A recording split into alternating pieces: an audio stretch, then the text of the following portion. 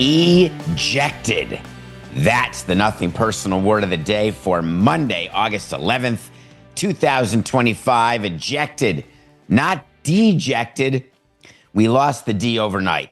We're thinking about dejected to describe Yankee fans and Mets fans, all baseball fans in the New York area. And half the fun of being a New York baseball fan is loving one team and hating the other. Half the fun is when your team's doing well. Full fun is when your team's doing well and then the other New York team is not doing well. That's how you get like baseball heaven. Both teams in the league championship series last year, that's not full perfect. Yankees in the World Series, Mets losing a hundo. Mets in the World Series, Yankees losing a hundo. Yankees Mets Subway Series, everyone thinks, oh my God, it's heaven on earth in New York. Nope, not at all. But we got rid of the D and we went just with ejected. Aaron Boone ejected again from a Yankee loss to the Astros. And the question is, as the Yankees struggle is continuing, what is it that can be done? The deadline happened. It's already been 12 days since the Yankees, they were the belle of the ball.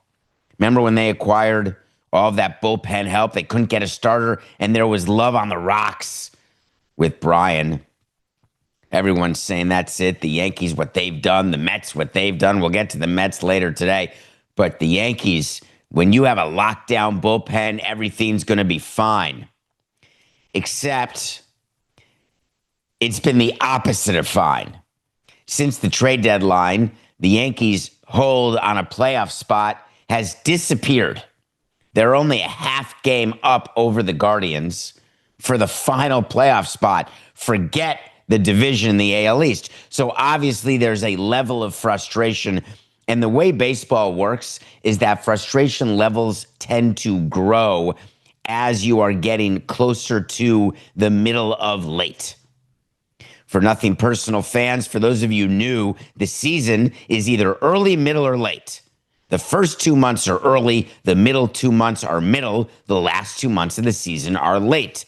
So in August and September, it's late in the season. As we get deeper into August, it's no longer early, late. We're like mid-late right now. We're the beginning of mid-late. Late is the last 2 weeks of September. We're not quite there. So now that you know the math, for all of the new people listening, and thank you so much for that. Now you understand that the level of tightness that occurs increases as you go from early to mid to late. So Aaron Boone is watching the game. He's watching early. He's watching his team not able to hit. He's watching Aaron Boone, who has basically struggled. The guy needs Tommy John, and that's wrong, Coca. What did I say? Aaron Judge needs Tommy John. I shouldn't say, you know what, just cut that whole thing out because that is irresponsible of me to say that a flexor strain means there's any ligament implication. Totally irresponsible to say that the drugs that have been used, all legal, that have been used to help it are not worth it. The fact that he can't throw, let's not talk about that. The fact that he's DHing, leave it alone. The fact that he's 3 for 15 since he's back from the IL, give him a break. But you know that Aaron Boone, he feels it. And he manifests his feel by getting ejected. Easy to get ejected. As a matter of fact, you can be a manager and decide in advance that you want to be ejected. Today's the day. I've had managers say, yeah, I'm tired. I'll be done by the 4th. I've heard that. I'm good. And I don't say to the managers, but you're paid for 162. I'm going to garnish your wages because, of course, they're still managing once they're ejected. They just do it quietly from their office. But Aaron Boone, I got the feeling yesterday, watching the Yankees play, that he had decided before the game started, here's my plan. Now, I've been ejected early and often, but I think that this could be the spark. I want you to hear what Aaron Boone said after the game, which gave me pause whether or not the Yankees actually have a shot this year. Listen to Aaron Boone. Yeah, that, obviously we're we're feeling it, and we know we have to be better. We know we have a much higher standard for ourselves and expectations, but at the same time, we're in control of this. And I wholeheartedly believe that we are going to get rolling and turn this thing around. And when it does, then you really start to build that next layer of confidence where guys are kind of feeding off each other. But that's all. It's all just talk right now. But that's how I feel about it. We got to go do it. I've always loved the "we are in control" comment because we've all used it. When you have a lead, you say you're in control. And what I think he means is they're a half game over the Guardians, so we're in control. Meaning if we win every one of our remaining games, then we'll make the playoffs. My guess is there's about 18 teams that could say that currently in Major League Baseball. So let's go a little deeper. He's saying we can't talk about it, we have to do it. Of course, managers are paid to talk about it before and after every game. So you have to talk about it. So what do you want to talk about? Do you want to talk about the lack of defensive improvement? Do you want to talk about the bad news Bears style of defense-based running, things that have basically been attached to the team for seasons? This is not a unique 2025 issue. The fact that there's not enough starting pitching, the fact that bullpen arms, that you can acquire them and then they can regress after being acquired. Hold on, I've never heard of that before. Oh, that's right. That happened to me all the time. I mean, things are going fine. I think that everyone should stay calm in New York if you're a Yankee fan. And I'm speaking directly to you, Nick. I'd like you to stay calm. Why do I say that to my friend Nick Turturro, who is apoplectic over what's happening with the Yankees? And I say that because you've got a manager and veteran players in Judge. Max Fried had a great quote. We're all good. Everyone stay calm. Devin Williams had a clean inning. How happy are you? It's bad. It's just bad. So what do? You go to the captain.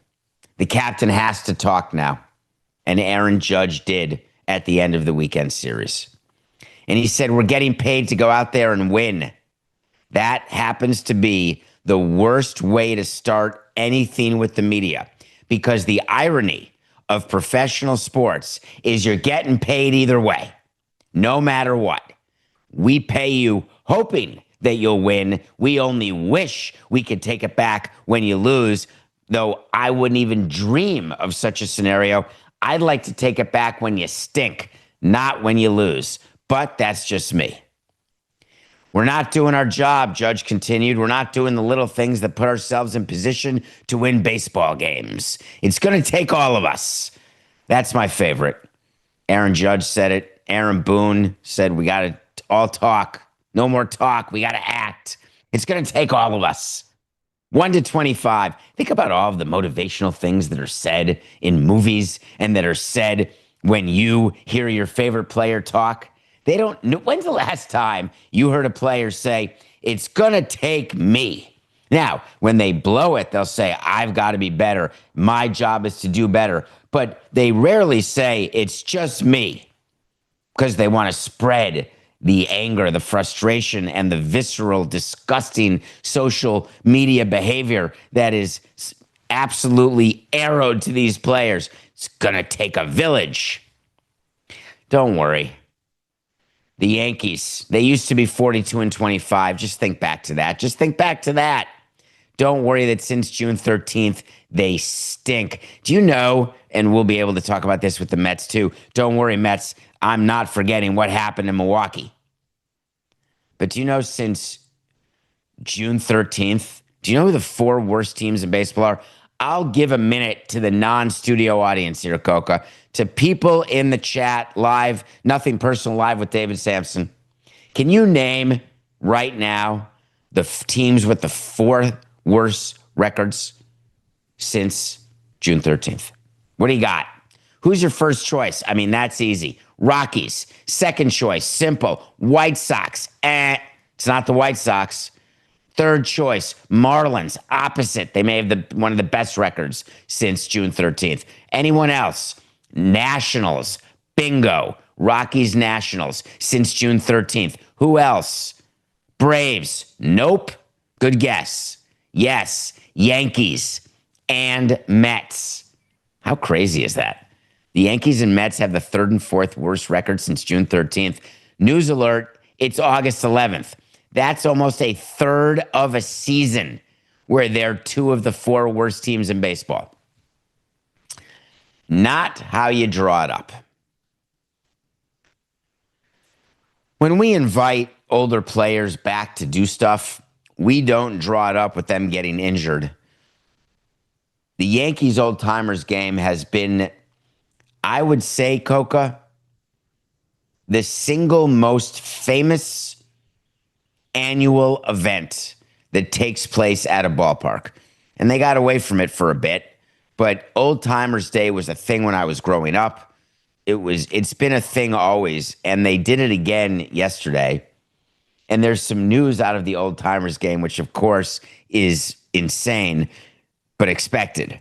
Mariano Rivera, the Hall of Fame closer, the only player in Cooperstown who was voted in unanimously with 100% of the vote.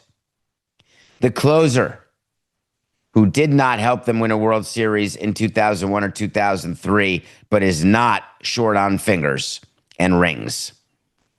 He tore his Achilles. Is that not the nightmare of every single person our age? When you go do something athletic that requires like a quick start and all of a sudden you realize, wow, I thought I was 25 years old. It turns out I'm not. So many questions, Coke, I got. I guess we are the leader in sports business. So, do the players have to sign a waiver before participating in any action on the field? No. 2, are they covered by workers' comp with the team? No. 3, do they have insurance through Major League Baseball? Likely yes. That is an eligible perk that is negotiated as part of the CBA. So my guess is that Mariano is fully covered unless because of his largesse he self-insures, which I doubt because that would be asinine. So, is there any exposure to the Yankees and will they be forced? I mean, these were all questions that came in, Coca. Can you imagine the concern that you all had for Mo? Is there any likelihood that the increased cost will cause the Yankees to have to lower payroll? Come on, man. No. And you weren't the only one who asked, and you know who you are. The multiple people wanted to know that question. That's insane. You have a better chance of the shipbuilding business in Cleveland taking up and that impacting the Yankees payroll than Mariano Rivera tearing his Achilles and all of a sudden them saying, hey, we got to trade someone. Don't worry. The reason why the Yankees had stopped Old-Timers games was not because of injury like this. It was because that it was hard and costly to get people to come. And on an Old-Timers game, I love you, Roy and Bobby and all the people who could come back, but really what they're looking for is Jeter. I don't know why you'd be looking for him, but if that's your thing, that's your thing, and I don't want to begrudge your thing, but you got a video of him, so that's cool. What do you think? Think they'll stop Old-Timers Days going forward? Let me give you 2 quick minutes on this, Coca, please. The whole purpose of Old-Timers Day is to bring fans back to a time of nostalgia, because whether your team has won or lost, whether they were good or bad, when you bring alumni back and you bring older players back, the fan base just cheers. They feel comfortable. They don't remember whether it was a good season, a bad season, a blown save, 100 losses, a World Series, unless you're honoring a World Series team. But an Old-Timers Day in general, or having alumni around to sign autographs, make appearances, go on the field, it's all positive. There is nothing negative that can ever be associated with an Old-Timers game. Hard stop. There's nothing negative that can be associated with having players from your past come back and be a part of your team in a community capacity. Hard stop. Players tearing their Achilles, it stinks. But that is a risk that the player takes, the team's happy to take because fans love it. Now, the Brewers did something a little different, and I loved it. The Brewers did an alumni, not an old-timers game, which to me, it just feels sad, though I did love Pettit getting a hit off Clemens. Don't get me wrong. I mean, Clemens has lost quite a few MPH in the old velo. I can't imagine why that is. And don't say it's because of age.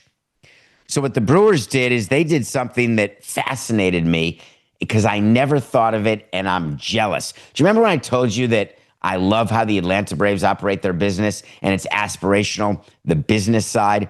I love how the Tampa Rays operate the baseball side, aspirational, but I love it. When other teams have good marketing ideas, bobblehead ideas, sales ideas, we're in. We're a copycat league, not just on the court, but off the court as well.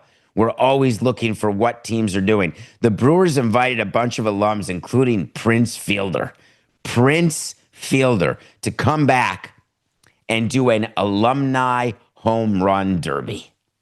How cool is that? The fans were in. They loved it, and I loved it too. Now, liability? No, but chance of injury? Significant. There is no question that in addition to Prince Fielder feeling sore in his muscles, you come back and do a home run derby. If you have not properly trained or properly prepared your body, it's not like coming back to you the way calculus can come back to you, or the way bowling can come back to you, or golf can come back to you, except you just can't drive at 320 yards. Baseball is a very bizarre one. You can have older players shooting threes, like Del Curry could do a three-point contest with Steph Curry, with his son. The difference is Del would get tired faster than Steph. In baseball, what is required? The hand-eye coordination to square up a ball, then the strength to take the ball at batting practice speed and hit home runs. It's why we were so absolutely amazed at the swing-off that happened in the All-Star game, because to just come off the bench and have a ball that's not thrown 100 miles an hour and the ability to hit it out, it's hard. But this alumni home run derby has gotten the attention of all of their teams, because what a great way to engage your fan base. What a great way to sell a post-game or pre-game event. Not just will these players be signing autographs in section 69 in the fourth inning, not only will they go for family and photo ops for charity, but they're going to come on the field and do a home run derby. It's like a full Yahtzee. Tip of the chapeau to the Brewers. More on them later.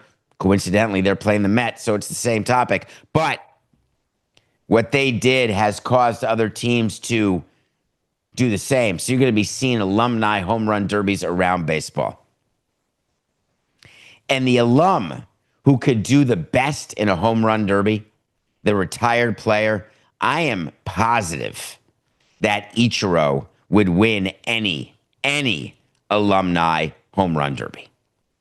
Because while you associate Ichiro as a singles hitter, maybe even an extra base hitter, you don't associate him with power. And that's where you'd be wrong, because Ichiro has plenty of power. As a matter of fact, in batting practice every day, he'd have a schedule. Side note, Coca, players have schedules in BP. They take the first round because you're with four other guys, sometimes three other guys in a group. And so you're taking 10 swings, then you step out of the cage, and then the next guy comes in and has 10 swings. And you do rounds.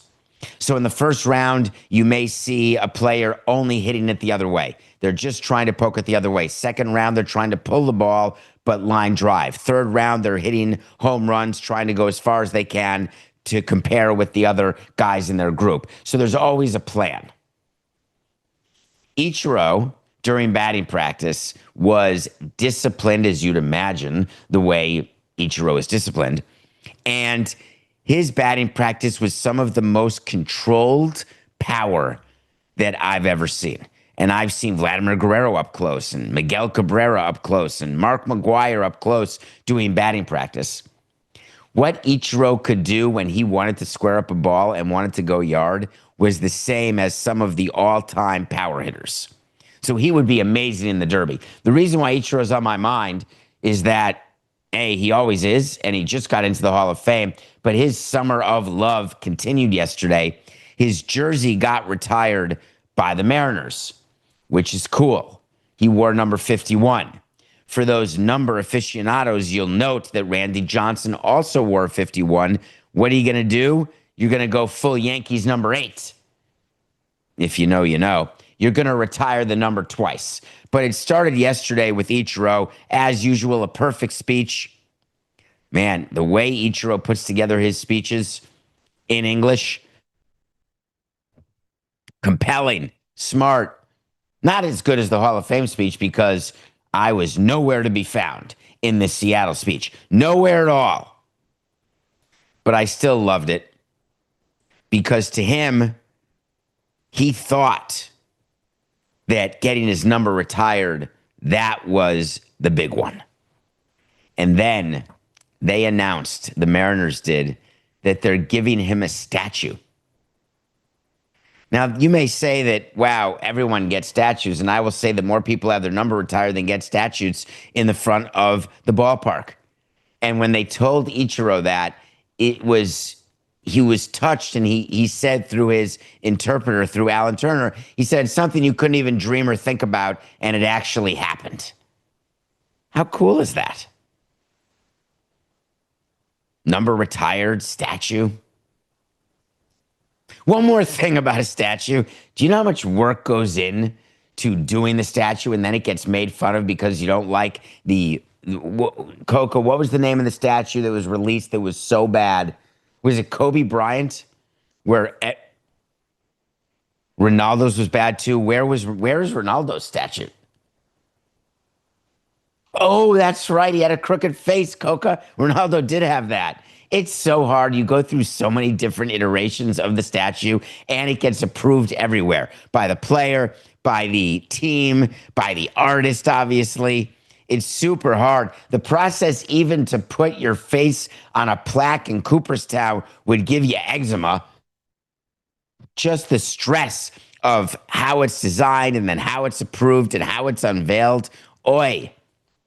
I'm very happy for Ichiro. If you have any questions that are similar in any way to anything Hall of Fame adjacent, it's not too late. I'll still answer them. As a matter of fact, every Wednesday we will do a complete show just answering your questions. And we developed this phone number. And if you listen to the show, you know that 4869, that means I got to start again.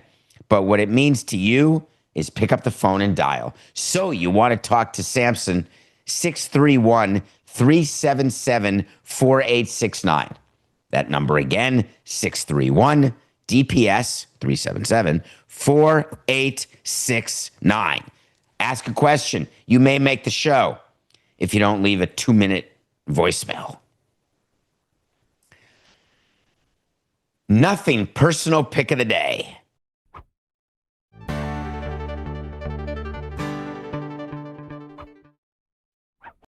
I love my weekends. I try to give you a game for every day of the weekend. How did you do? Nothing personal pick of the day. Don't forget Friday, we told you that Woodruff and the Brewers would beat the Mets. Again, when Senga goes for the Mets, the odds are going to be much tighter. You're going to get a bigger bang for your buck. And if you get a Brewers team with Woodruff, who's a better pitcher than Senga, on a team that's better than the other team, and we'll talk again Brewers-Mets later, you're going to get a win.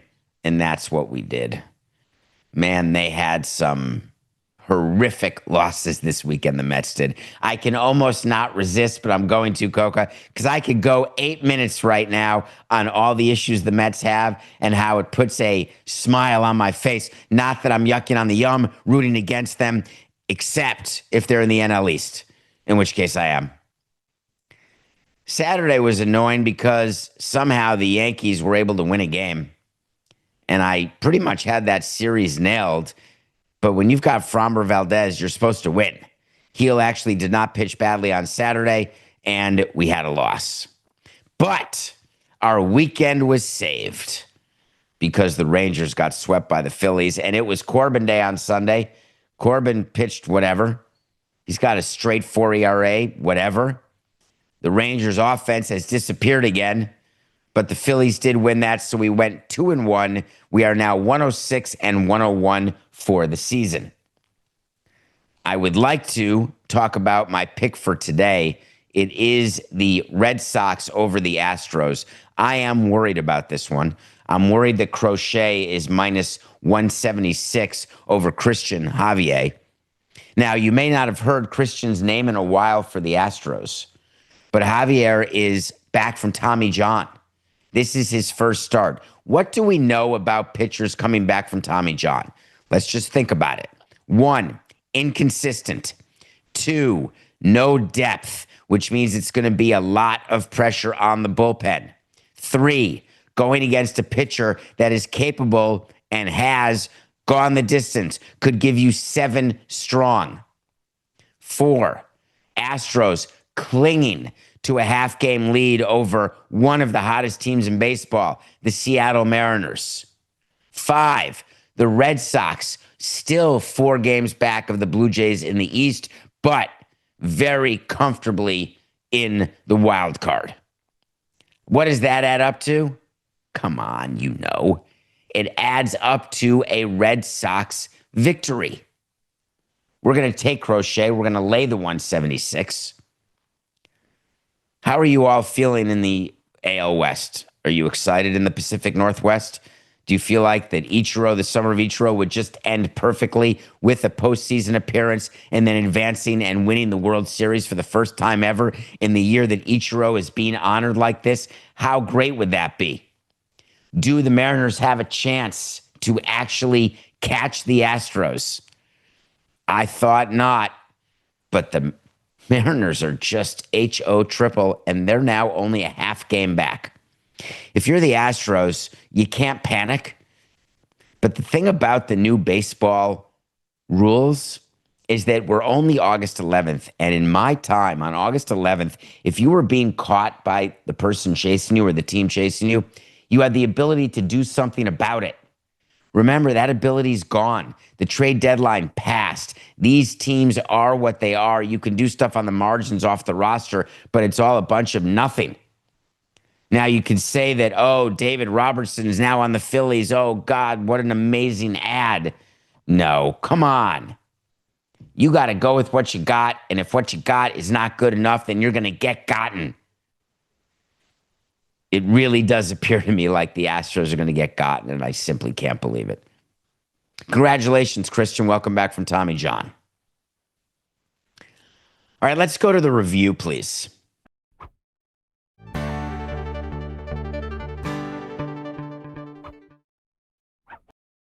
I'm annoyed with myself about my movie situation.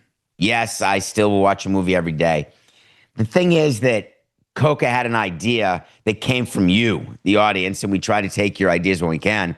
And the idea was, hey, can't you tell us what you're going to review the following day? So then we as an audience can watch that movie with you if we haven't seen it, and then we can be a part of what the review is. I get it. Coca, I got, 15 DMs on this weekend at David P. Samson on Twitter and Instagram, and a couple of emails at davidsamsonpodcast.com. Check out that website. I was told by all of you unanimously, do not watch Jurassic World Rebirth. But it's too late. I told you I was going to watch it. Why couldn't you save me like before I was going to watch it? Be in sync with my brain saying, oh, this movie is a big movie and now it's available for streaming. Samson's going to watch it. Then send an email saying, dude, don't waste your time. And I would have said, really? Jurassic World Rebirth had a few nuggets that brought me back to 1993 in the original Jurassic Park.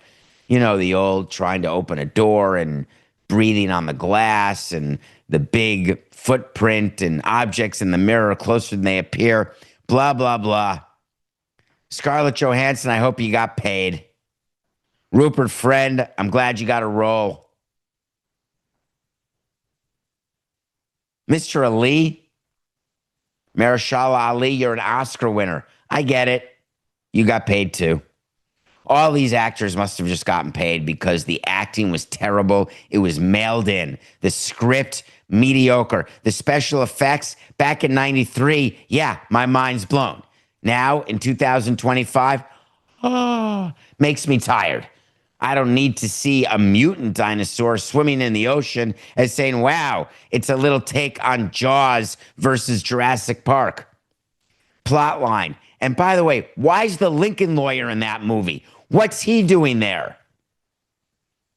Family gets lost in the middle of the water and end up on the island with the dinosaurs and somehow are able to follow the pipes and survive? Would you give me a small break? All of it. I'm out. I'm so out, I can't even tell you. I need a good movie. I need a good movie. So I think I've identified one that will really help me today because I need to laugh, I need to read, I need to prepare, I need to watch a movie.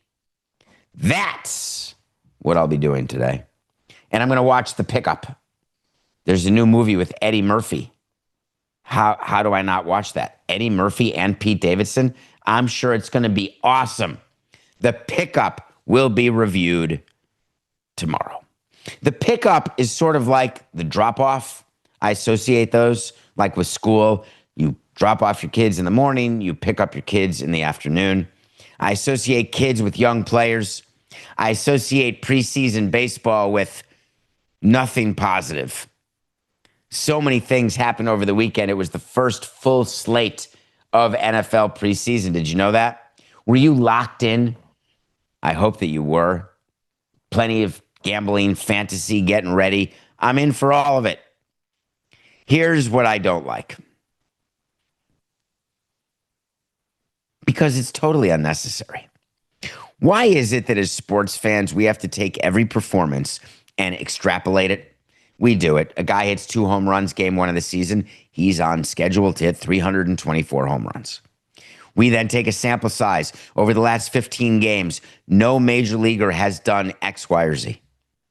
We manipulate the underlying facts of the stats in order to prove our point.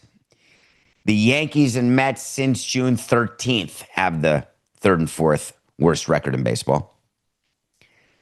I get why we do all that.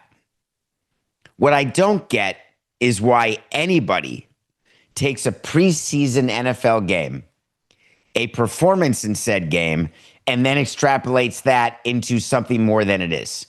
Shedeur Sanders did have a positive debut in his first preseason game.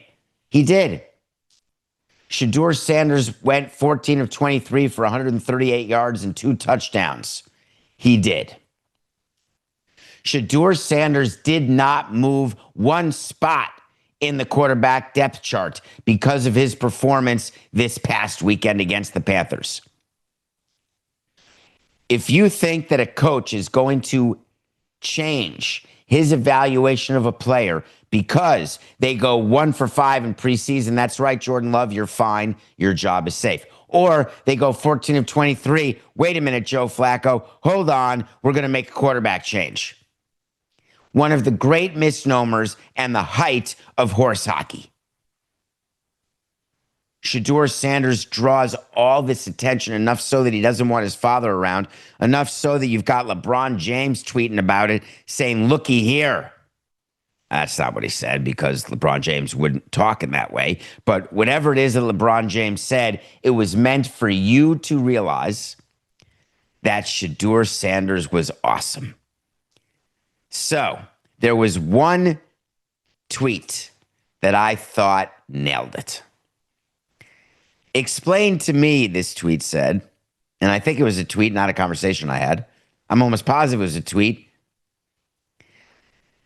If Shedeur Sanders had gone out and been 2 for 23 with 3 interceptions, do you agree that all of us would have woken up today and we would have started Nothing Personal saying, look, overrated, Look, he's going to get cut. He stinks. He's a fourth-string quarterback at best. He fell to the 5th round. It should have been the 20th round. Do you agree we all would have said that? Why? Why do we do that? Why do you do that? Because you need instant gratification of analysis on a player performance? Why can't you see that in the NFL preseason, the only thing that you should be focusing on is injury? That's it. Did my player survive to get through to week 1? That's it. Shedeur Sanders has no chance of being named the starting quarterback of the Cleveland Browns, and his performance yesterday in the preseason does not change that. I don't understand why people are thinking that. Even Shedeur Sanders said, when I get out there, it's just doing what I got to do. Everything else is not in my hands, so I don't worry about it. I just don't think that deep into everything because it's nothing you're going to be able to control. So why put energy into something that you can't control? That's a sitting ovation for Shedeur Sanders. That is a quote of the year worthy quote because it is spot on. You didn't hear Shedeur Sanders saying after the game, look at that, coach. Put me in. Make me the number 1. 14 of 23, 2 TDs. Book it. I've seen players do that. Have a good spring training game and think they're going to make the team because of that. Doesn't quite work that way.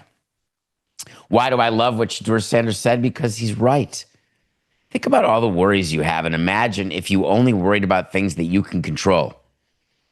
Imagine how your mentality and your mental healthness would improve by only worrying about things that you can't control. Can Shedeur Sanders do anything about the depth chart? Not even Dion can. No.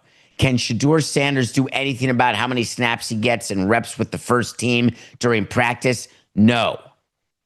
What is it that Shedeur can control? Getting his work done? Learning the playbook?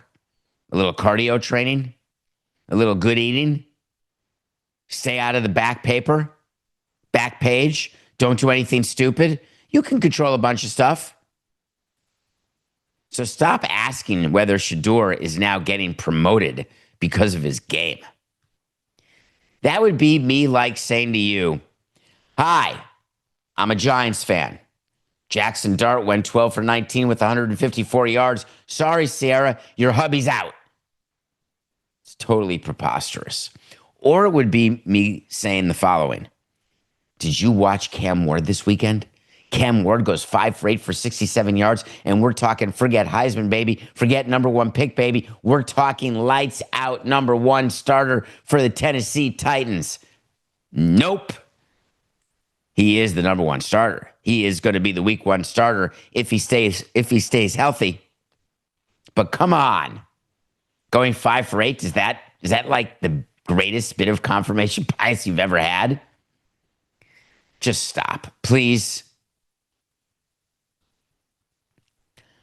The thing about preseason that is very troubling, quite obviously, is that injuries keep happening.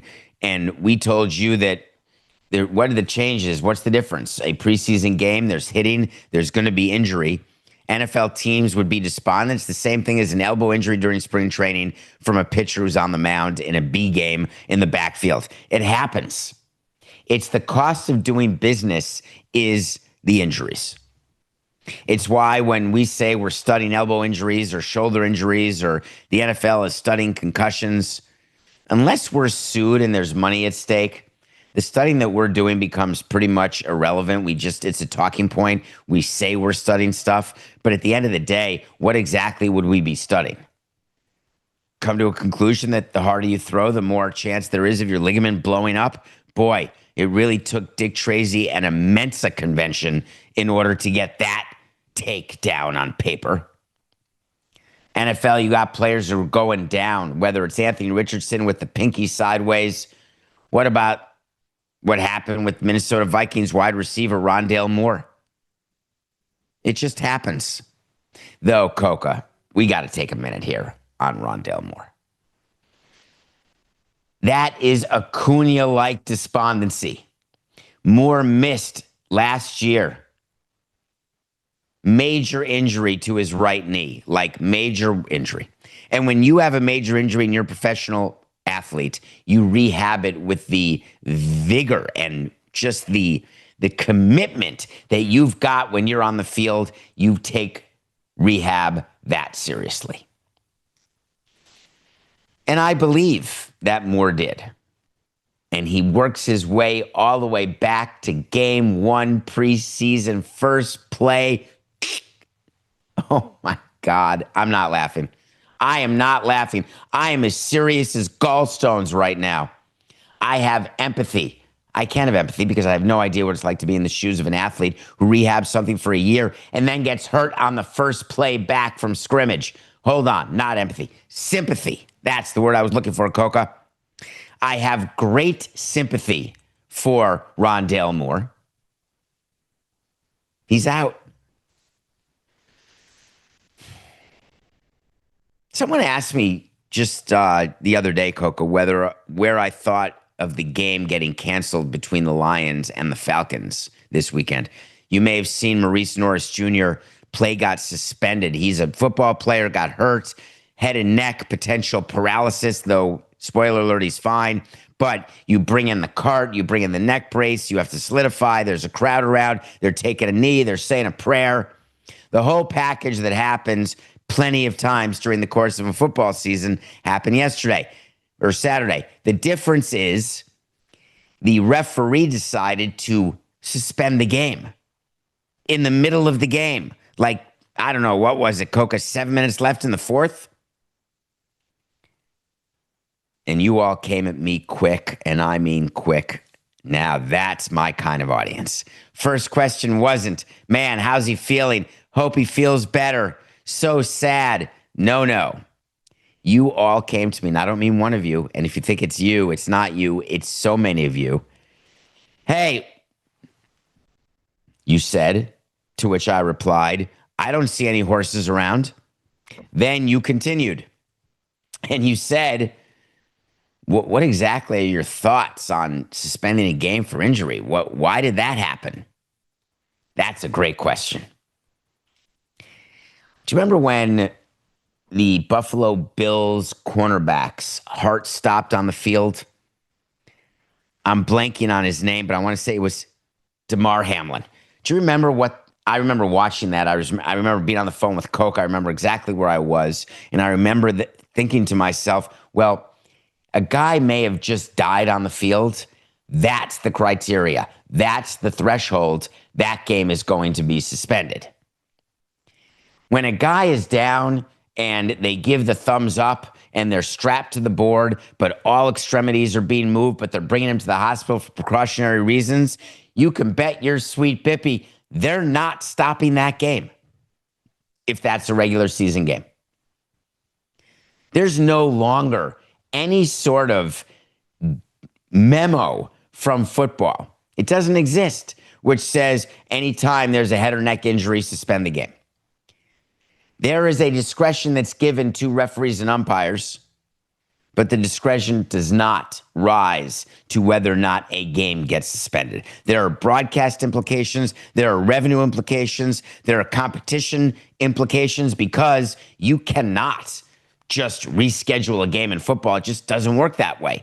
And you can't have a result stand after 2 quarters or 3 quarters. It's too important. Preseason, out the window, everything I just said. You can suspend the game, stop the game, don't play the game. Bad weather, rain, lightning, forget a delay, just bang the whole thing. Injury, sorry, we're going to go home. It's way too stressful. The answer to your question is, of course, a regular season game would never have been suspended for what happened to Maurice Norris. And I'm not happy about it. I'm so sorry it happened, but stop. It is solely because of the time of year. It is solely because it was a preseason game that game got suspended. That's it. And none of this was the most exciting part of the weekend. Nothing that I just went through. To me, the winner of the weekend excitement was Cam Little. Period. Hard stop. The guy hit a 70-yard field goal as the first half expired in Jacksonville. Now, many of you may have been watching the game because you're watching your Steelers, wondering to yourself, hey, how good's Aaron going to be? And then you're watching and saying, oh, Aaron's a healthy scratch, as healthy as Aaron Rodgers can be. So, are we going to watch the game? Of course we are. Do you know what a 70-yard field goal is? Do you know that the record field goal right now is 66 yards? That's all-time record, regular season or postseason, 66 yards, Justin Tucker. Do you know where the ball has to be to have a 70-yard field goal? Are you aware of what it is to be on your own 47 or 48-yard line? There is some question as whether you add 18 or add 17 yards. The actual kicker is standing on the 40, but the line of scrimmage is the 47. Let's say the line of scrimmage is the 48, and that's how field goals are counted. 70 yards. Little actually said, the kicker who did this, I can't lie, there was probably a little bit of doubt, but I mean, we attempted a lot of long field goals in training camp. I had some 60, maybe 65 plus in practice, so I really wanted to go out there and see what it would do. That's not exactly how that goes down. When the coaching staff is putting its game plan together, they're working on different things, supposedly, in preseason because the results don't matter.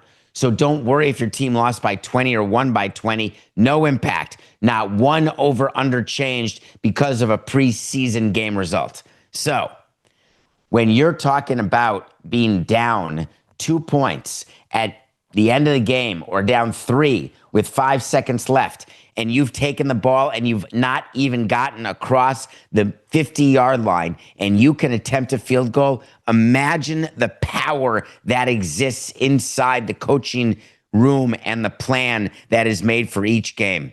That your 2-minute drill can be full Samson. It can be like a 10-second drill. You get the ball at your 30, 35-yard line after a kickoff or on downs or on a punt. You connect one pass and you're in field goal range. All of this talk of, oh, God, Pat Mahomes, what a great clock manager in the 2-minute drill. 2 minutes, 3 timeouts, forget it. You might as well have given him a quarter. I don't mean 25 cents. I mean a full quarter to score. It's gone now. That entire part of football is gone because you don't need to have a good 2-minute quarterback. You need anybody who can complete one pass, a quick down and in. If you don't have a timeout, do a down and out. Stop the clock, boom, you're set. It's ridiculous. I'm going to give you an official wait to see now, Coca. Wait to see is when we tell you something's going to happen. If it does, great. If it doesn't, fine. We will revisit it like we're revisiting August 30th of 2024 because Fox gave us their head broadcasting teams and Tom Brady's on it. I told you back in August of 24 that Brady will not be the lead analyst in 2025, and I thought I had it nailed, and I missed it because he still is the lead analyst, which is ridiculous. But the wait to see for today, and we'll know, Justin Tucker's record is going to get broken. Somebody is going to kick a 67-yard field goal this season. And when they do, I'll get to say, hey, we waited, and now we see that a 67-yarder, it's like a Tuesday. Stay with us after the break. We're going to deliver what we told you we'd deliver, and we're going to talk the New York Metropolitans.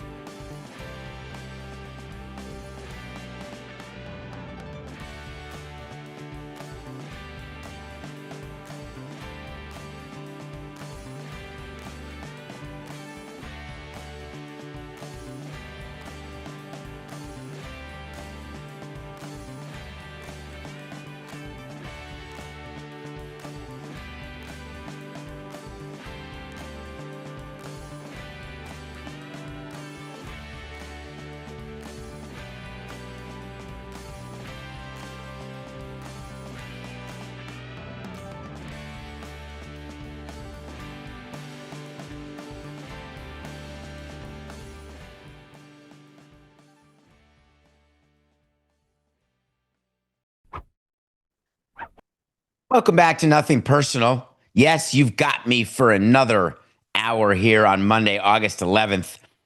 And if you think that I'm going to let a Monday pass without talking about the Mets, especially when I promised in the first hour that I would, then you don't know me very well. And if you think I'm going to miss an opportunity to try to tell you that everything is just fine in Flushing, then you don't know me very well.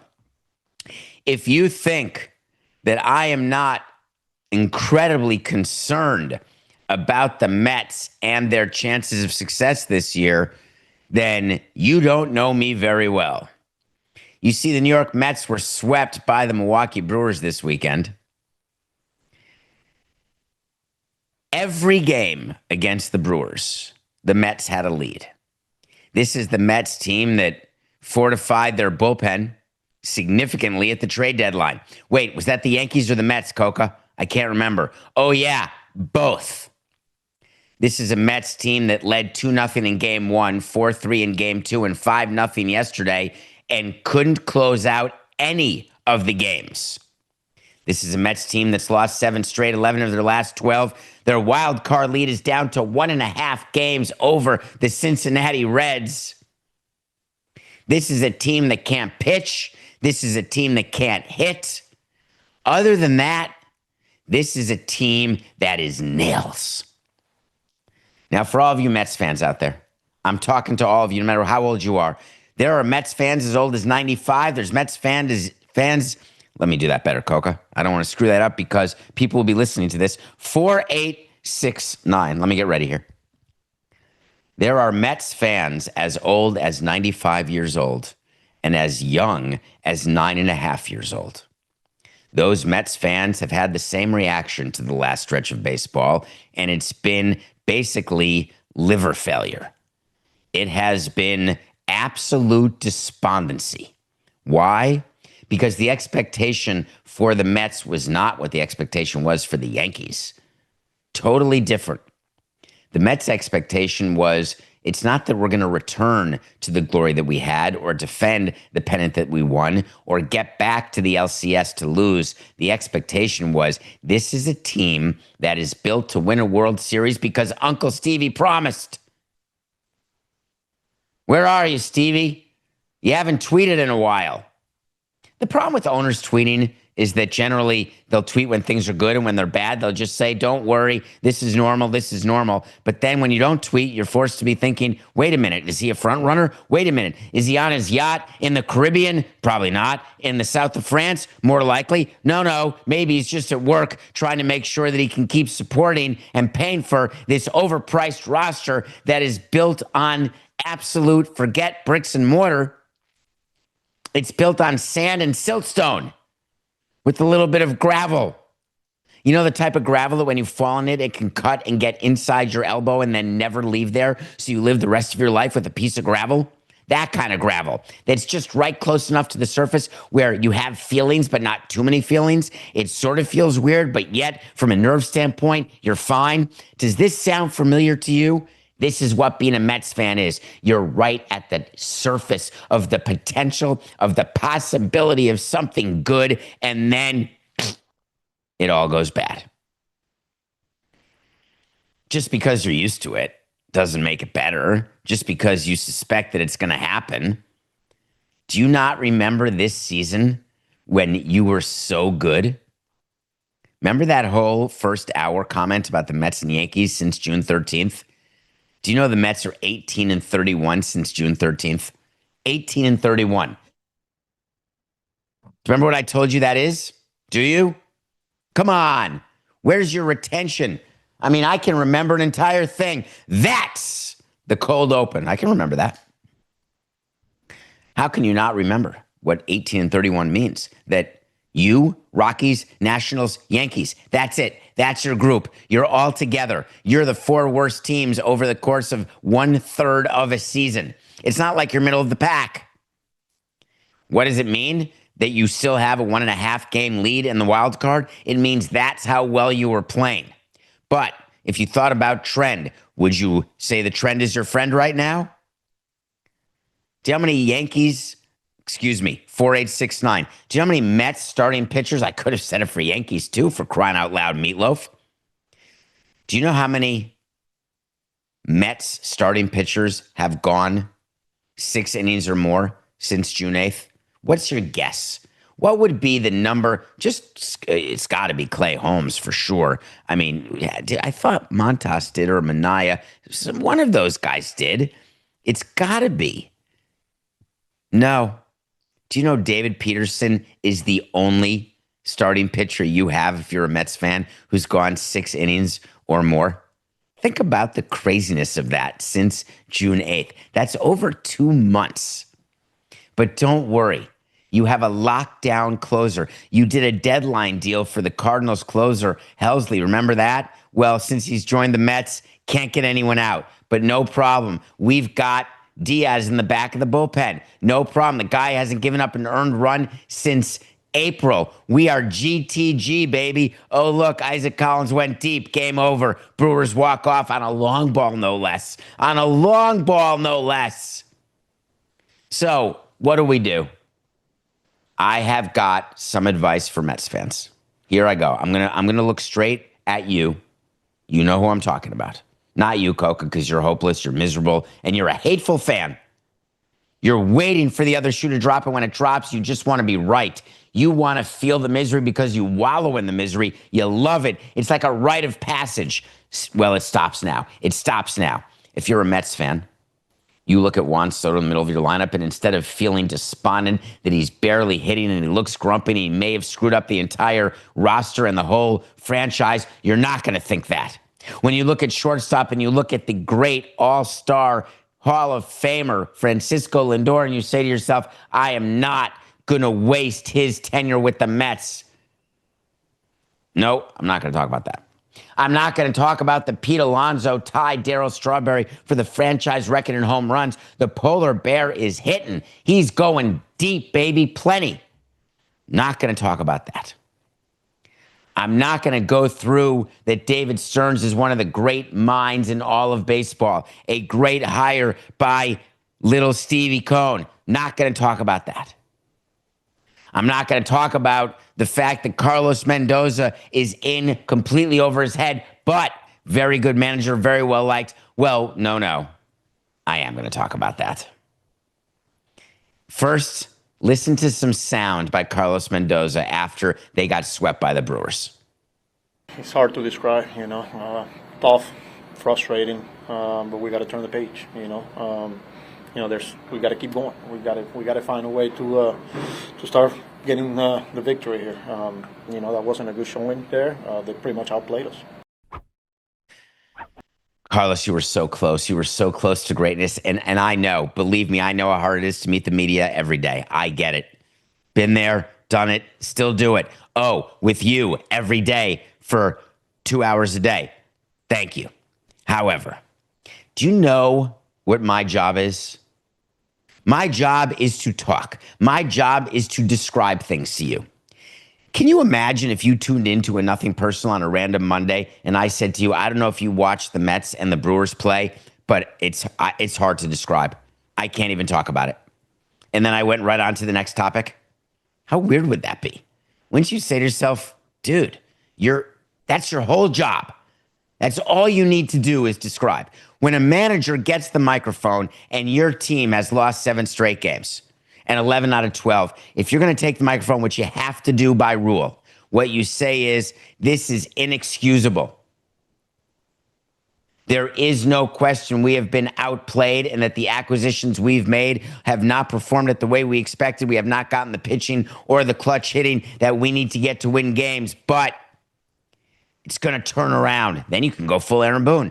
We can't talk the talk. We got to walk the walk. It's easy to say we got to turn around, but now we got to do it. In the second part of Mendoza's statement, in the second part by saying, hey, we got to be better. We got to do better. Let's go right now. I'm good with it. Just don't say it's hard to describe how you feel, because I'll help you, because I've been there in a losing streak. I've lost 7 in a row, 11 out of 12, and won a World Series ring. Here's the thing.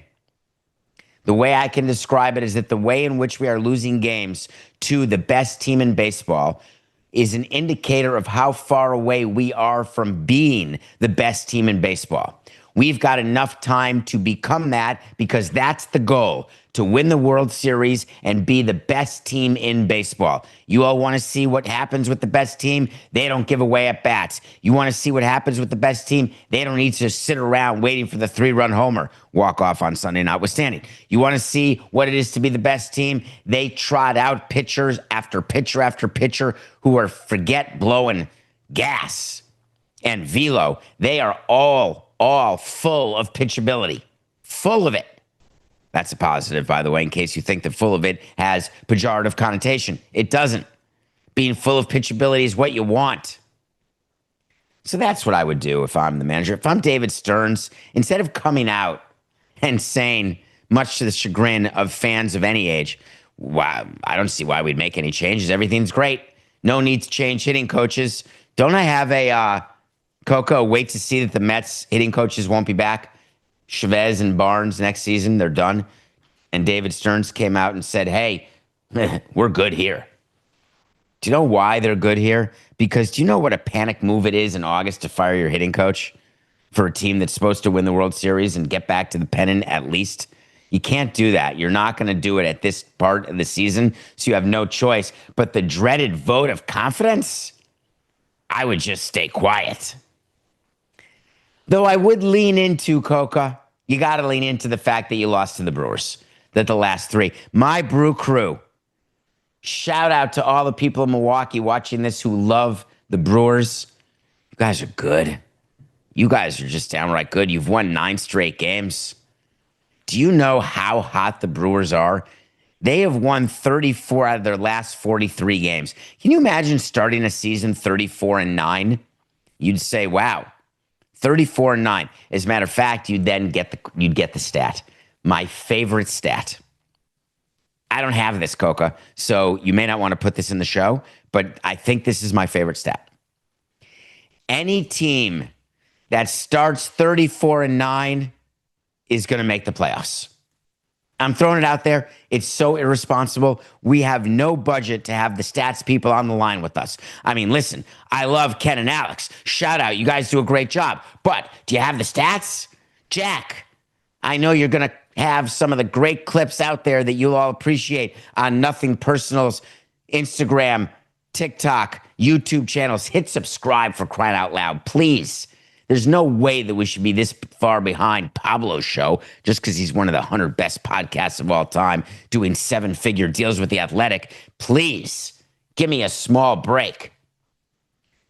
But my point is, you go 34-9 during a 43-game stretch to start the season, I would say that even I couldn't screw that up.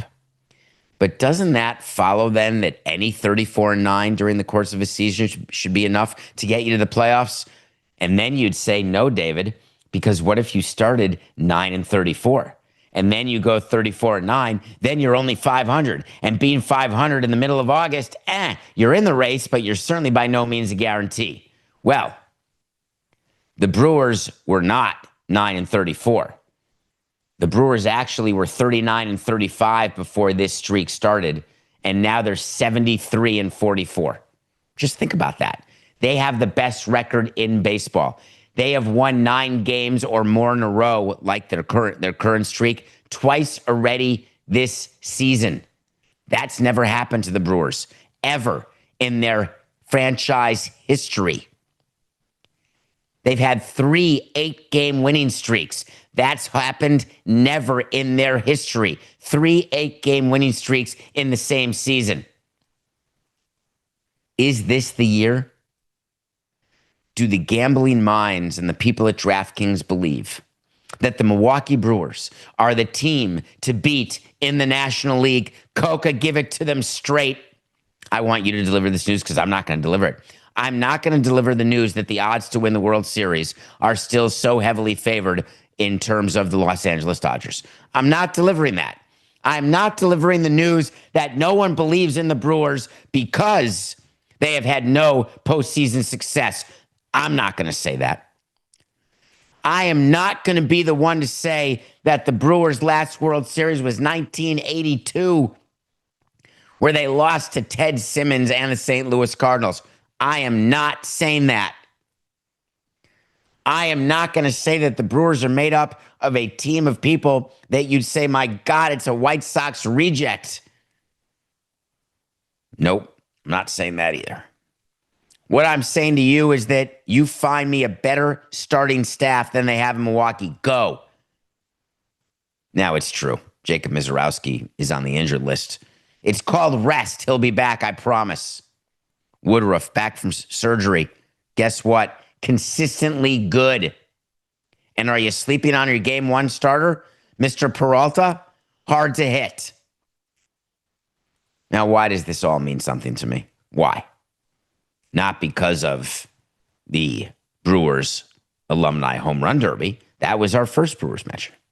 Not because of Jacob Misiorowski and the fact that he's injured, and he did have a T-shirt giveaway yesterday, which is amazing. It's a quickie. You bring him up, he becomes popular. You go to a quick local manufacturer and say, make me 25,000 T-shirts. Can you have it done in 2 weeks? Hell yeah. China, forget it. We're doing it right here, right in Little Havana. We can do it. Licensed, not licensed, we're good. No, we're not talking because of that. There's no way, Coca, you just found this. But you just found a 35-8. Hold on. All right. We're not going to stop the show, but I will actually say this because this is hard for me to believe. And the problem is what you're saying. Coca did some research with people on the chat at Nothing Personal with David Samson YouTube channel. And he found that the 2005 Oakland Athletics had a 35-8 record during a 43-game stretch, which would be better than 34-9. 35-8 is one game better. And he found that they finished 88-74 and missed the playoffs. So here's the thing. The Brewers are 73-44. If they finish 88-74, it means they go 15-30 over their last 45. And if they go 15-30 over their last 45, there is a chance they will miss the playoffs. But in 2005, Coca, I don't believe there was the expanded wild card yet. So 88-74 was not going to get you a wild card generally. I mean, obviously the 06 Cardinals were a exception, but I believe they were a division winner at like 85 or 86 games. But again, that's just straight out of my head. Absolutely no reason to believe I'm right. But you found it very quickly, which leads me to believe that maybe there are other teams, but no way. That's during the season. To start a season 35-8, you're making the playoffs. I'm sticking to it, Coca. 34-9, start a season, you're never missing the playoffs. 34-9 during the season with expanded wild card. How about we give that as the proviso? You're never missing the playoffs. To the Brewers and to everyone in Milwaukee, this is your time. The reason why I'm super excited, and I do want to mention what happened in Milwaukee. Did you see some of that? I went in my childhood. I went to summer camp in Eagle River, Wisconsin. I spent my summers in Wisconsin my whole life. Even when I lived on the East Coast, I would go back to Milwaukee for the summer. It's just a legal agreement. It's fine. But I would go back, and part of Summerfest was something called, part of the summer in Milwaukee, I just blew that, is something called Summerfest, an amazing thing that happens in Milwaukee, a very famous musical and festival where they've got rides and food. It's awesome. There's also something called the Wisconsin State Fair. Awesome. If you like, cotton candy, and if you like trying to win stuffed animals where you can spend $50 trying to get a ping pong in a hole that's small enough for a ping pong ball, but only a ping pong ball, and you have to shoot it perfectly. And if you do, it's sort of like a hoop in a small basket. You get a $5 stuffed animal that won't fit in your car. I'm talking about that type of thing. Well, something happened in Milwaukee. There was a weather event, and I am not going to talk to you about climate change or weather events. Either there's climate change or not. Either there are bad weather events or not. But frankly, I don't buy any of it because I spent 5 minutes of my life last night on the phone with Coca by text saying, can you believe what happened in Nebraska? And Coke was like, what happened in Nebraska? And I said, the storms in Nebraska are insane. And the reason I thought that I was on good footing is I was on a plane and there was some major turbulence and there was some redirection of the plane because of terrible weather in the Midwest. So I thought to myself, all of this sounds reasonable and I can't believe this storm. And then Coca said, it's not true. You got gotten again. I'm done. I've had it. So I saw a bunch of video this weekend on flooding in Milwaukee at the State Fair.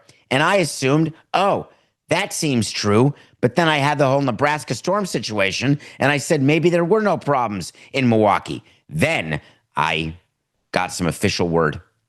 I guess that's what we have to rely on. You can't even rely on blue checks anymore. You actually have to say, is this from the team itself? And then you have to realize, wait a minute, even if it's from the team, it may not be from the team. We may be getting fooled on all counts of every bit of information, which means the only way to get information, Coca, the only way to do it is to get it from a newspaper. The only accurate way to get any information is from a newspaper. Oh, wait a minute. Yeah, I'm lost here. Maybe there is no accurate information. Maybe there's no way to ever know. But just in case there were excessive rains in Milwaukee where they got under 8 inches of rain, barely in a 2-day period where that had never happened, just in case that parts of Milwaukee got 10 inches of rain and there was flooding and danger and fear, just in case, I'm sending my best to everyone in Milwaukee. Now, the Brewers did something that I thought was super nice. There were people who could not go to the game, and the question was, do you even have a game after these floods? Having been a party to a number of these decisions that have to be made when there's a weather issue or some sort of natural disaster issue in your community, do you play the game or not? Let me give you the criteria that are used. 1, can off-duty police and fire rescue be allocated to the ballpark instead of being out saving lives or doing cleanup or something they should be doing? Once you find out from the public sector that there is the ability of police, fire rescue, first responders to go to a game and you're not risking anything, you've passed that threshold. 2, is it safe for fans to get to the game? Not will they come, it's can they come? Literally, can people get to the ballpark? If you can't get to the ballpark, we're going to speak to baseball. We may not want to play that game. 3, the next thing that you think about is, what's the downside of playing this game? The PR. Do we look foolish? Are we trying to create a distraction? Is it smart to play so close to a tragedy, so close to a weather event, so close to when people are using blow dryers and fans to try to save whatever moldy carpet they can save inside their house in Milwaukee? Is it nice to play a game? Our answer to that always was, we would err on the side of course it is. We love being a distraction. We're entertainment. But the fact of the matter is we don't want to give up the gate. But here's what the Brewers did in order to make it okay if you didn't come to the game. If people were coming just to get a Mizorowski shirt, they said, don't worry if you can't make it. We're going to do another giveaway, and that will accommodate all fans who didn't get it. So everyone stay calm. I thought that was super nice because people, and I never believed this until I got into baseball, the number of people who actually will change their plans to get a giveaway, it's staggering. It never occurred to me as a kid. And then I got in the game and I was running the business and I said, wait a minute, I can release a schedule of bobblehead giveaways and I can watch as the individual game sales go up when I make the announcement. How's that for correlation?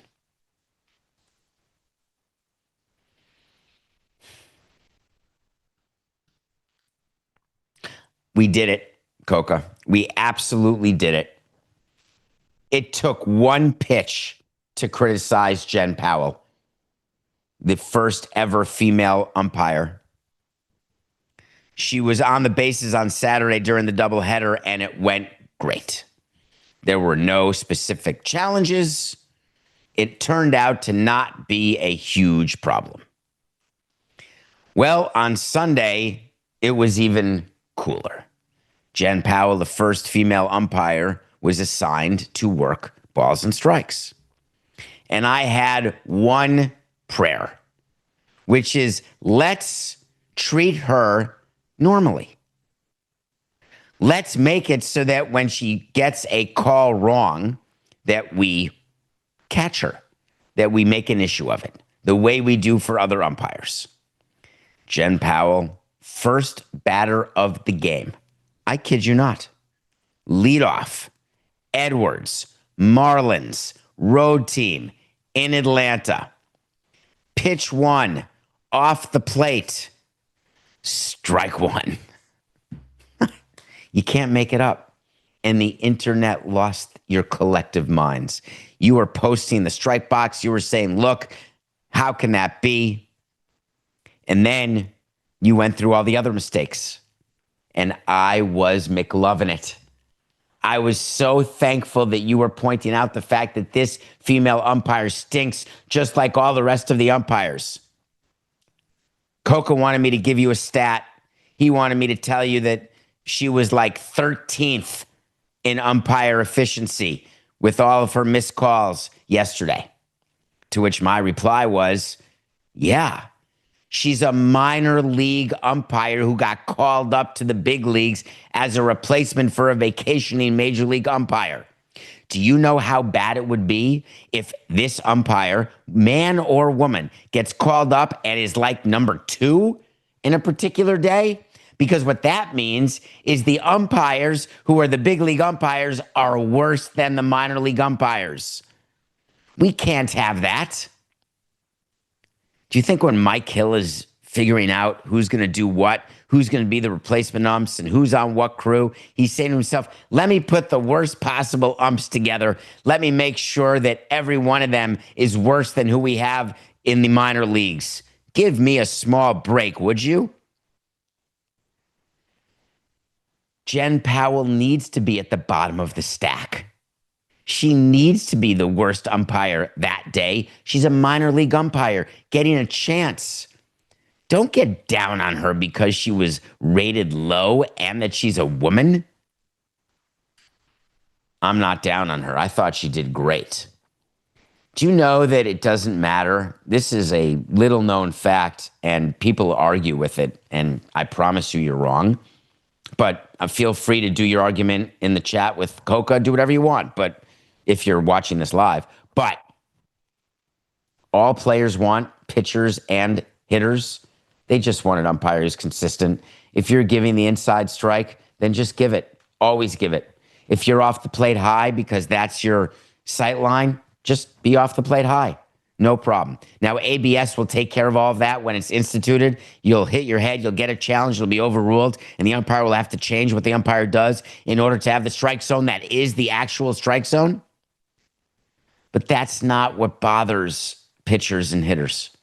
Just tell me what to do and I'll do it. It's fine. You're going to have a strike zone that's low. Just, okay, I'm going to be looking low. I'm giving up the upper half of the plate. Here's the thing. You can't have it both ways. You can't call it low and call it high because then as a hitter, I got no chance. If you're only going to call it low, no problem. Then I adjust my eye path, I adjust what I'm looking for, and I can deal with a low strike. It's consistency, folks. Funny enough, it's consistency that matters in just about everything, doesn't it? When you're doing your job, if you're consistently bad, it makes it easy to be evaluated. If you're consistently good, it leads to raises and promotions and more money. Consistency is everything. Do you like the up and down? The people who are just, and I don't mean because of sickness, I mean just because they are, where once in a while they do something great, then they do something terribly, and you say, how can that be the same person? It would be like a Cy Young winner being good 15 out of 30 starts and doing it alternate starts. It really doesn't happen that way. Consistent greatness is how you win awards. Consistent greatness is how you win rings. Umpires, that's it. Consistency. That's all we ask of you. Does it ever get delivered? It does. Not entirely that common, though. It's happening. The UFC is headed to Paramount Plus. They are leaving ESPN. Paramount Plus and Skydance recently merged. It has created all sorts of interesting difficulties on and off camera. But what it's also created is what should be a healthier company. Dana White, he is in no way beholden to Disney. There is no way that as a Trump supporter, he is saying, I'm not doing business with CBS. Forget about it. Dana White announced, see you later, DTC, called ESPN. Bring me to the plus. I think that's how or bring me to the P squared. He said this historic deal with Paramount and CBS is incredible for UFC fans and our athletes because athletes totally care which channel the show is on. Hey, is our game on Apple tonight? Oh, I'm going to play better. No, we're the Netflix Christmas Day game. All right, we're going to play better. Oh yeah, I'm totally focused on that. Nope. But don't worry, this deal's incredible for our athletes. For the first time ever, fans in the U.S., this is Dana White, will have access to all UFC content without a pay-per-view model, making it more affordable and accessible. I'm sorry, Dana, but this was your choice always to be pay-per-view and to lack accessibility. And now what you're just saying is, hey, Billy Gill, you got to get Paramount Plus. Oh, I don't want Paramount Plus. Why wouldn't you want Paramount Plus? It's got all sorts of Mission Impossible movies. Wait a minute. What else can I get? UFC. Wait, that's free? Do you know that a pay-per-view model is different when Dana White says that you have now access without a pay-per-view model? What a joke that is. Pay-per-view just means that now you're paying for all views. Not per view. You have to, not the per view. You have to pay for it in advance, and you'll then get access to all of it. Way to go. And here's the funny part. You're also going to pay for all the other stuff on Paramount Plus that you don't realize you're paying for because Dana White is getting access to all of the Paramount Plus subs, even those who don't watch UFC. It really is staggering to me. Paramount is paying almost $8 billion, and this is a deal that starts next year in 2026. ESPN had only paid about $500 million, and it looks like Dana White got a very healthy big raise. Why did he do this? Well, it makes perfect sense, actually. It takes all the live events for UFC. There were like 43 of them in a year, and it puts them all in one place. It's addressing what fan concerns were. Hey, I never know. Where do I watch this? Too many platforms. Meanwhile, football doesn't care about that. Basketball doesn't care about that. Baseball shouldn't care about that. But apparently, there's people who care about it, like the UFC. Because UFC, if you are a UFCer, you can't figure out. I guess you don't have the capacity. Give me a break. You're not the ones with CTE. You're not the ones on steroids. It's totally fine. You should be able to figure out where to watch it, but now it's easy, all on Paramount Plus. Phew. Mark Shapiro, TKO's president, he came out and said, the pay-per-view model is a thing of the past. What's on pay-per-view anymore? Boxing? Movies on DirecTV? It's an outdated, antiquated model. You're right, Mark. You've totally nailed it. Except you got one thing wrong. It's all pay-per-view. You just get to view more than one event. It's a big deal. I'm actually super excited for Paramount. I have to disclose that I do work with CBS. You know I'm an MLB analyst on CBS Sports HQ. You know CBS is Paramount. Just like when I talk about gambling, you know that DraftKings is a sponsor. It's just so you have full information in case you think that I don't have credibility in saying, oh, this is a great deal for Paramount, or oh, this is a great deal for a UFC, and say, wait a minute, he's forced to say that. And I would tell you, no, I'm not. I'm not forced to say anything at all. I mean, I am forced to talk every day for 2 hours, which gives me a chance to cover some stuff that I love to cover so much. So, for example, I get to talk about the hidden ball trick. Yes, I do. Do you know what that is? This happened yesterday, and this is one of my absolute favorite topics, Coca. I'm so sorry, but it is. A hidden ball trick is when you pretend that the pitcher has the ball and they're going to throw to the hitter. You wait for the runner to go off the base, and then you tag the runner, and the runner's out. The hidden ball trick, I watched Mike Lowell do it. I've seen it happen in Little League. I've seen it happen in the big leagues. We spend time, you won't even believe this, but it's true, during spring training. Even sometimes before the game, we will do a run-through. The hidden ball trick is a great one. You can't do it often, and you really have to sell it. But there's a few rules about the hidden ball trick. Number one, the pitcher who doesn't have the ball cannot be on the rubber. Number two, it's a very important rule. When you're doing the hidden ball trick, the pitcher cannot be on the rubber. There's a third new rule with the hidden ball trick that just got instituted by Major League Baseball in order to make it fair. And the third rule says that in the hidden ball trick, the pitcher cannot be on the rubber. You spend your whole year waiting for the one moment that Manny Machado can do it.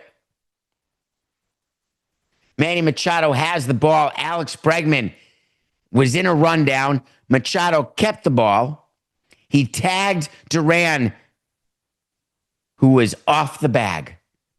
It worked until the Red Sox started pointing at Wandy Peralta. The Padres reliever, side note, best bullpen in baseball, sorry Yankees and Mets, but Wandy Peralta was standing on the rubber. Oh my God, how could he violate the rule? The second most important rule, the third most important rule. For crying out loud, the only rule that matters. Get off the rubber, disengage, wipe your brow, take a walk, spit, hold your stomach, bend over like you're going to vomit, do anything. Just don't be on the rubber. Now, are you telling me that Wandy Peralta wasn't aware the hidden ball trick was called? Well, guess what? Wandy Peralta didn't have a ball in his glove. What was he doing on the rubber? What are you, just getting ready to pitch what? It's inexcusable. It's infuriating. It's downright wrong. Okay, thank you, Coca. Can we please get back to what I was supposed to talk about? Please, right now? Fine. To all those people in Baltimore, we've covered a couple teams. We have not really spent a lot of time on the Orioles franchise, but I wanted to because a few things happened recently that caught my attention. I'm going to take it in a particular order. First, I'm going to talk about the new season ticket plan because it's a fascinating change that the Orioles are making. Then I want to talk about what the Orioles are doing with their broadcast situation. Because do you recall Masson? Just stay tuned. You'll remember it. Then I want to take a minute and talk about the Orioles team on the field. We'll get to it. Let's start with tickets. Do you know the amount of time and advance notice that it takes to have a new ticket program, to have a new seating category, to have a new promotion? We're doing it a year in advance. Right now in August, not only have we already come up with the budget for next season, which we don't tell you because we don't want you to know that we've come up with our payroll for next season and that we already know what changes we're going to have to make for the team and that the upside that exists with the deep playoff run, if that happens, we can maybe do something that would be different. But in general, we've got our plan ready for next season on the field. Little known fact there, Normie. Number two, we have already started the renewal process. If you're a season ticket holder, the reason why we want you to renew for next season is that if we're in the race to have a playoff spot, This is if we're within 5 games of a playoff spot. We have the ability to invoice you for the playoffs and say you will not have access to playoff tickets if you're not a season ticket holder in good standing for next season. It's a good one because it makes you feel like, well, wait a minute, what am I doing here? Why did I buy season tickets to begin with? I did it just to have playoff tickets, and I wanted my same location. And then you read the fine print and say, hold on, if you're not a full season ticket holder, then you may not get the benefits that you think. A full season ticket holder is someone who buys a particular seat for 81 games. That's a full season ticket holder. Even if they don't buy playoff tickets, they're still considered a full season ticket holder. Do you know what a half season ticket holder is? What would be your guess? Just shoot one out there. There's 81 home games. If you buy a 40-game package, you are a half season ticket holder. Now, there's 81 home games. If I have 2 people buy a 40-game package, that means that that's the equivalent of 1 full season ticket holder because one guy's there for 40 games, one guy's there for 40 games. That's a total of 80 games. That's one guy, 2 guys, 1 seat, 1 full season ticket holder, 1 full season equivalent. But the way we count, when we say, hey, we've got 15,000 season ticket holders, that doesn't mean that we have 15,000 full season ticket holders. It means we have 15,000 people who have a ticket plan. Some of them are 81, some are 40, some are 20, some are 10, some are flex. That's another good one where we can say, hey, just give us your money now, go whenever you want. Here's the portal. Here's the value of the tickets. Give me $300. There you go. Get yourself 10 tickets. Have fun. Enjoy. You don't want to tell me in advance which games? No problem. There's going to be slippage and breakage because you're only going to come to 8 games. Great. That means it's a higher average ticket price for the 8 games that you went to because we already calculated how much money you gave us. All of it's great. But did you do the math quickly? If you've got 2 40s, that leaves 1 game. That means that someone else is going to buy that individual seat for that particular game. So the 81 games is taken up by a 40-gamer, a 40-gamer, and then 1 guy who sits there for a game. How about a 20-game package? Those are popular. You like going to 20 games? Well, I need 4 people then. I need 4 20s plus some guy who will go to 1 game. I always have to get to 81. That's how I get to say full season ticket equivalent. The Orioles made an announcement that they're making a change. They used to have a 29-game plan, and they're eliminating it. This is done way in advance. So you've got plenty of opportunity to decide what you're going to do. Surprise! You wanted to be a 29-game holder? Nope. You're now a 40-game holder. Here's your bill for an extra 3G. And I don't mean the service kind. How do you feel about that? So you have to deal with it if you're the president, and the Orioles president had to deal with it. And said, for some of our long-standing fans, this will be something that results in a change. I'm sorry. I don't mean to laugh. That was terrible of me.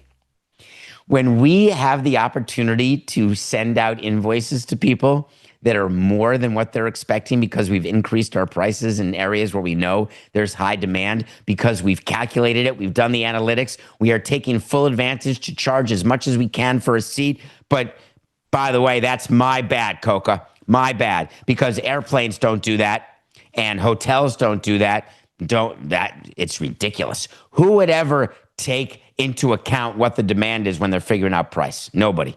That's absurd. Come on, stay with me. But believe you me, while we're charging the most we can for a ticket, and then we send out your invoice and we make word, here's what we do. We have a social media clip, then we write a letter that I would sign to season ticket holders. Then we'd have the season ticket reps call as many people as they can, do a social media post, maybe release an article, and then boom, you open your mail having not seen any of it, and it's called sticker shock. You're like, wait a minute, something's very wrong here. I used to get a bill for $1,000. Now I'm getting a bill for $3,500. What happened? Did they raise it up? Wait a second. I have to go to 40 games now? I mean, that's a good one. Now, are the Orioles smart? Yeah, what's a 29-game package? A 40-game package. That's the pipeline that we always talk about is you start with someone who comes to a game. You actually start with someone who knows that there is a game. Then you start with someone who cares that there's a game. Then you start with someone who's watching a game. Then you start with someone who accepts a free ticket to go to a game. Then you start with someone who actually buys a ticket to go to a game. Then you start with someone who buys a ticket to go to 8 games. Then you start with someone who says, hey, I'll buy in advance 10 games. Then you say, I had so much fun, I'll buy in advance 30, 40 games. Then you say, hey, I'm totally nuts, I'm going to buy 81 games. That's the pipeline, folks. The Orioles switching to a 40-game plan, it's finally time that they did that. The thing is, the timing just stinks. The reason the timing stinks is that when we would plan our price increases, when we would plan to change certain season ticket holder benefits by lessening them, we tried to do it when the team was good. Because then we got to say, hey, salespeople, don't sell the result because we need our fans to be there when we're bad. But wink, wink, we're doing great. When the team is bad, we say to the salespeople, tell people we're good. Tell people it's fine. Don't panic. We got a great baseball department. It's going to be fine. Spend your money. We're just trying to make you feel good about your allocation decision, no matter what. But obviously, it's better to do it when things are good. And the Orioles have been off base by having these weird season ticket plans forever. And they've been in the middle of a great run of greatness that took a total detour this year that makes people wonder, is the window closed? And the answer is, man, those young players that were so good, did they all get bad at the same time? Is it possible that the young guys are going to start getting arbitration eligible and way more expensive, and the window's going to be shut faster than you can say, my God, the Nationals weren't the competition we thought they'd be? All of that is possible. You know what else is possible? That TV network that the Orioles got as part of the Nationals becoming a team, where Peter Angelos got rewarded with Masson, Mid-Atlantic Sports Network, in order to give up his territory to a split with the Nationals because Baltimore used to have DC as a territory, and where Masson used to be hugely valuable and everything was amazing, and they would basically print money. And now the printing press is shut down. It's out of ink. Masson is done. The Nationals no longer have to. And remember, when Ted Lerner bought the Nationals, it was a rule. The Nationals had to be on Masson. They couldn't go anywhere else. And the Orioles were supposed to pay market value. And they fought about that in court for 20 years. But now, the Nationals can go wherever they want. Now, the Orioles are begging the Nationals to stay on Masson. It's so good. The Orioles organization came out and said, yeah, of course, we would love the Nationals to stay on Masson. Why is that, do you think? Because do you think that Masson's looking for more content, the more the merrier? Do you think that the Nationals, when they're deciding, well, wait a minute, we're trying to sell to Monumental, Ted Leonsis, the team's been for sale forever, we need a TV deal. Should we go back on Masson or should we go to Monumental, which is a competitor of Masson? What will make our team worth more? Well, here come the Orioles knocking on heaven's door saying, Monumental, forget it. It'd be a monumental mistake. Come back to us. Because if you sign back up with Masson, we will pay you more in rights than you'll get from anyone running a different network. And then you realize, well, hold on. I can't just compare my annual payment, because it's possible that the Orioles would give me more money annually to be on Masson. But I've got to look at the overall value to me as an owner of the Nationals. So the Orioles are in a position where they have this asset that, whether or not the asset becomes even less valuable, is totally out of their control. It's not like they can go to other teams to try to do a TV deal. It's just the Orioles. I think what happens is that the Orioles, they call up Rubenstein, calls up Lerner and says, dude, do a guy a favor because it's just business. We'll be back tomorrow. This is nothing personal.